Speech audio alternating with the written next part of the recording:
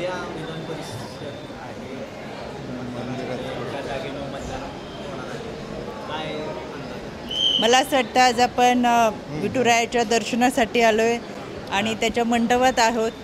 तर महाराष्ट्राच्या बळीराजा सुखी व्हावा आणि जो जो वारीमध्ये चालतो आहे, ज्याच्या ज्या अपेक्षा आहेत त्या पूर्ण व्हावेत.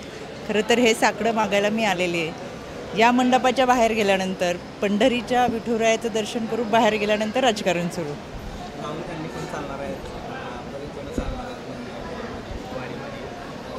वारीमध्ये राजकारण, वारीचं राजकारण होत आहे. मला असं वाटतं की वारीचं राजकारण कोणी करू नये.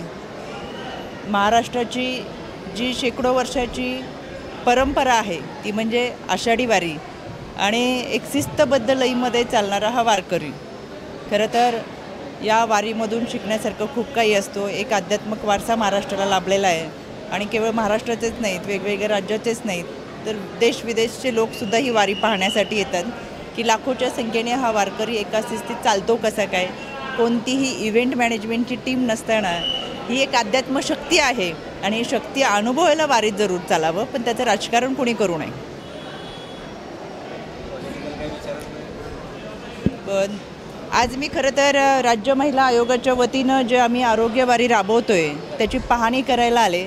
नातपुतं असेल, माळशिरस असेल, वाखरी असेल, या भागामध्ये आपण पाहिलं आहे वृद्ध लोकांसाठीचा 20वा कक्ष केलेला आहे. स्तंदा मातांसाठी हिरकणी कक्ष आहे.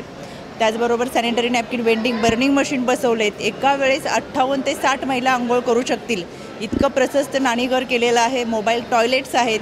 विशेष म्हणजे मी या भागाचे व्यवस्थापक शेळके सरांचे मनापासून कौतुक करेल.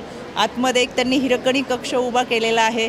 बाहेरच्या बाजूला 15 चेंजिंग रूम परमनंट केलेले आहेत, जे आजपर्यंत कधीही झाले नव्हते. मी त्यांचं मनापासून कौतुक करेल.